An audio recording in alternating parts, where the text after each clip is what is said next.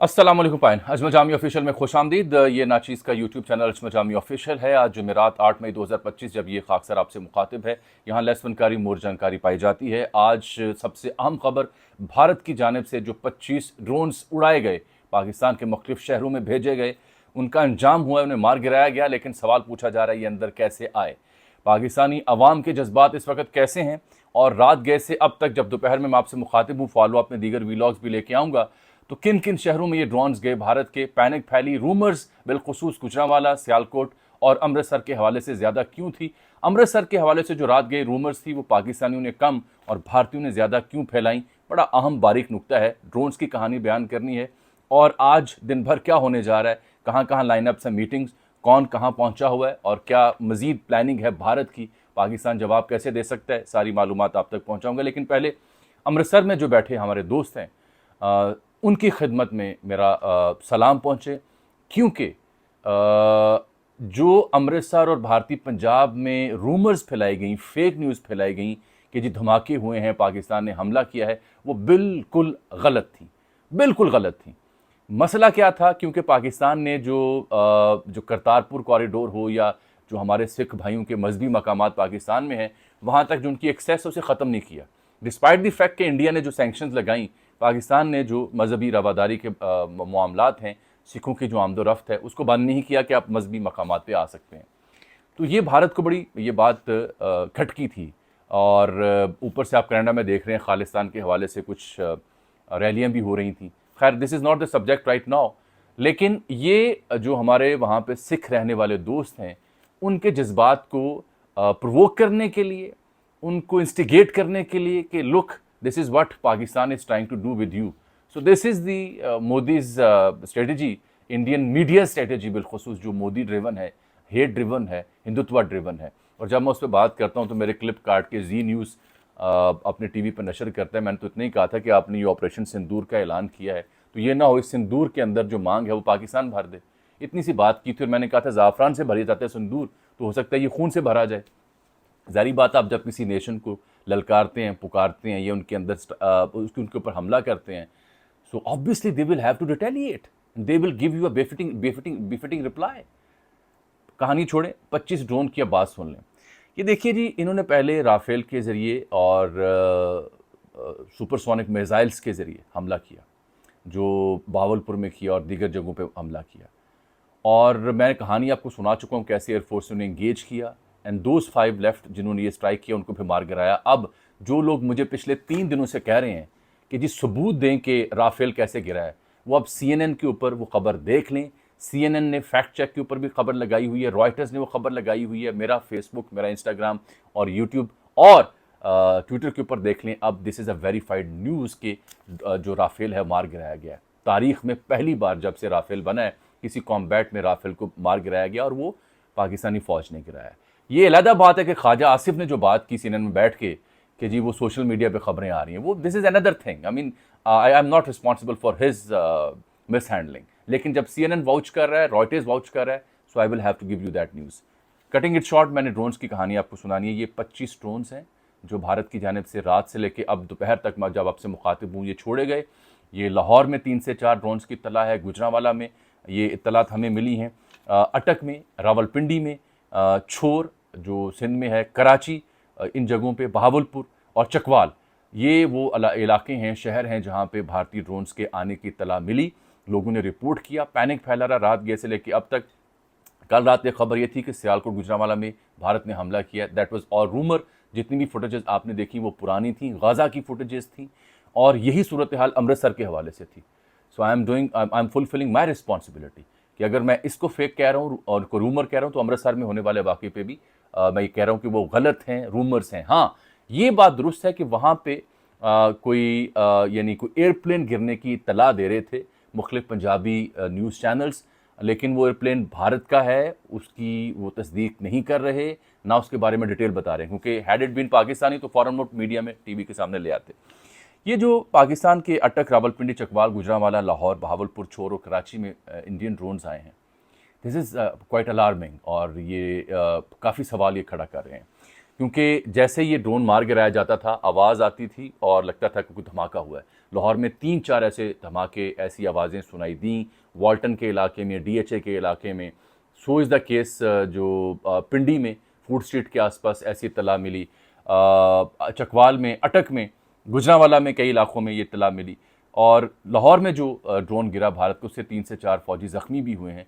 Civilian आबादी के कुछ मकानात को डैमेज पहुंचा है।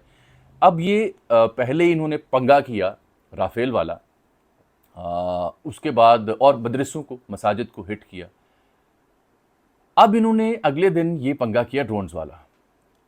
ये जो स्ट्रेटजी है, ये डिस्टर्ब करना जो एयर डिफेंस सिस्टम है, मॉनिटरिंग करना, इंगेज रखना एनिमी को, ये उसके इक्विवेलेंट ये स्ट्रेटजी है। नाउ इज़ वेरी सेंसिटिव जो टाइमलाइन आगे आ रही है, क्योंकि ये जो ड्रोन्स हैं जो भारत ने चलाए हैं, अच्छा ये मैं आपको खबर दूं कि 25 के 25 आप सुन भी रहे हैं, ये मार दिए गए हैं। लेकिन सवाल ये उठता है कि आखिर ये अंदर तक कैसे आए। ये सवाल बिल्कुल उठा रहे हैं लोग कि अंदर तक कैसे आए। क्या ये जो एंटी एयरक्राफ्ट गन्स हैं या जो रडार सिस्टम है उसको बाईपास कर सकते हैं? क्या ये बहुत ही कोई अल्ट्रा सुपर किस्म के या अल्ट्रा न्यू किस्म के, जदीद किस्म के ड्रोन्स हैं? इसके बारे में मैं आपको बताने जा रहा हूँ। ये असल में 2009 में भारत ने जो हारप सिस्टम है, HAROP, ये अक्वायर किया था अपने ड्रोन्स के लिए। और ये $100 मिलियन दिए थे इन्होंने अमेरिका को और 10 ड्रोन्स खरीदे थे। ये अली इमरान मियाँ हमारे बड़े अच्छे दोस्त हैं, सहाफ़ी दोस्त हैं। एयरफोर्स के मामलात हों, एयरफोर्स से जुड़े मामलात हों, या हवाई जो मशीनें हैं, जहाज़ या फाइटर जेट, उनके बारे में काफ़ी अच्छी इनकी रिसर्च होती है। तो इन्होंने रिपोर्ट किया है कि ये 10 ड्रोन सबसे पहले भारत ने ख़रीदे थे और उसके बाद फरवरी 2009 में मज़ीद 54 ड्रोन्स इंडिया ने ख़रीदे थे। तो मजमूई तौर पर इंडिया के पास 110 ड्रोन्स हैं। इसको P4 स्क्वाड्रन का नाम दिया गया है।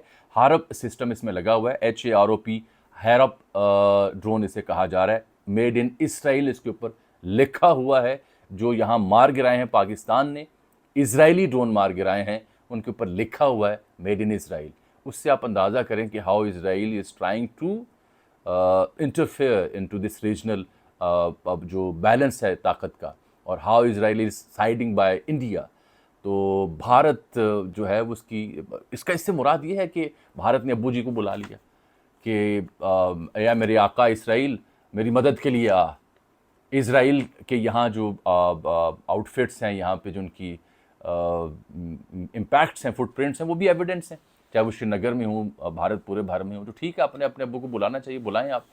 बहरहाल ये जो इसराइली साख्ता ये ड्रोन्स हैं जो भारत ने चलाए to engage Pakistan air force, to engage Pakistan airspace, to engage जो हमारा एंटी एयरक्राफ्ट सिस्टम है।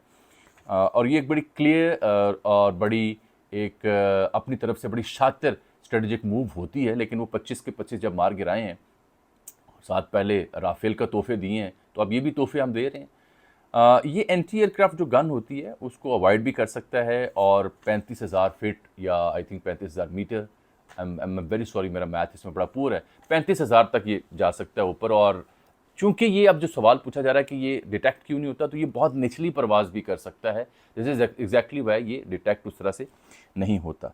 ये जो पाकिस्तान इंडिया की इस वक्त टेंशन है, ये मुझे ख़त्म होती अभी दिखाई नहीं दे रही, चाहे वो इंडियन पर्सपेक्टिव से हो या पाकिस्तानी पर्सपेक्टिव से हो। अभी इंडिया ने एक APC बुलाई ऑपरेशन सिंदूर के ऊपर। राजनाथ ने वहाँ कहा है कि operation Sindoor is not over. बिल्कुल नहीं ओवर होना चाहिए, क्योंकि अभी जवाब आना है, अभी इसका हिसाब होना है।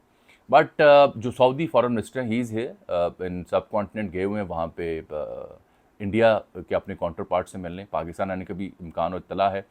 जो कल राना सनाउल्लाह ने बयान दिया, गैर ज़रूरी बयान था, लेकिन मेरा जो कंक्लूजन से पहले सबसे अहम नुक्ता है अपने पाकिस्तानी दोस्तों की खिदमत में, वो ये कि आप मेरे वीलॉग्स देख रहे हैं, उसमें आप देखें कि भारतीय कतूरे कैसे चौं चौं चौं करके यहाँ इस वीलॉग के नीचे नफ़रत, हेट और दरिंदगी का प्रचार कर रहे हैं। सिर्फ नफ़रत, हेट और दरिंदगी। इन लोगों को ये इल्म नहीं है कि हम जैसे वो फ़कीर यहाँ पाकिस्तान में बहुत कम थे, और आपके यहाँ तो बिल्कुल ही नहीं है, जो इस जंग से पहले, इस ट्रॉमे से पहले ये चाहते थे कि नहीं यार, यहाँ पे पीस हो, यहाँ पे शांति हो, यहाँ पे एक दूसरे से मिलें। लेकिन जब आप नफ़रत का प्रचार करते हैं, और आप बारूद का प्रचार करते हैं और आप मस्जिद में बच्चों को मारते हैं, तो फिर जवाब देना पड़ता है। तो ज़रा इनके कमेंट्स देखा करें, ये जो भारतीय नफ़रत ज़दा, मोदी ज़दा जो लोग यहाँ पे तबसरा करते हैं, उनके कमेंट्स ज़रूर देखा करें। लेकिन मेरा जो सबसे अहम मसला है आज के इस व्लॉग में, वो ये है कि मुझे ये समझ नहीं आती कि पाकिस्तानी जो फ़ैसला साज हैं, पाकिस्तानी जो हुकूमत है, ये सिस्टम है, इन साइंसदानों को मशवरा कौन देता है। यानी पाकिस्तान भारत की जंग है, यहाँ एक न्यूक्लियर जंग हो सकती है, भारत ने हमला किया है, और इस बीच में अब सिविलियंस के मिलिट्री ट्रायल की इजाज़त दे रहा है आईनी बेंच। ये फैसला कुछ अर्सा मौखर हो सकता था। ये तो वाज़ेह इंडिकेशन है कि पीटीआई को कैसे डील करना है, खान साहब को कैसे डील करना है। ये दुश्मन तो नहीं है, ये अपने पाकिस्तानी है। तो ये मेरा नुक्ता एतराज़ है एडिटोरियली इस मुद्दे के ऊपर। पाकिस्तान इस सब के बावजूद आप देखें कि पीटीआई के जो वोटर सपोर्टर्स हैं, पीटीआई के जो सोशल मीडिया है, वो बिल्कुल क्लियरली इंडिया के मुंह पे इंडिया को जवाब दे रहे हैं, और पाकिस्तान का जब नाम आएगा तो पाकिस्तान के साथ खड़े हैं, डट के खड़े हैं। हाँ, तनकीद करें इस हुकूमत के ऊपर, उस जुल्म, उस सितम के ऊपर सवाल उठा रहे हैं, that they had to bear with, लेकिन पाकिस्तान के ऊपर कॉम्प्रोमाइज़ नहीं है। ये जो ड्रोन की कहानी है लंबी चलेगी, पीएसएल के ऊपर भी खदशात हैं, लेकिन so far let's see how it goes. IPL के ऊपर भी खतरात आ सकते हैं, ये भी वहाँ याद रखा जाना चाहिए। धमकी एक ही है कि फिर ये जंग न्यूक्लियर होगी और ऐसे ख़त्म नहीं होगी। इसलिए भारत को अक्ल करनी चाहिए। अल्लाह हाफ़िज़।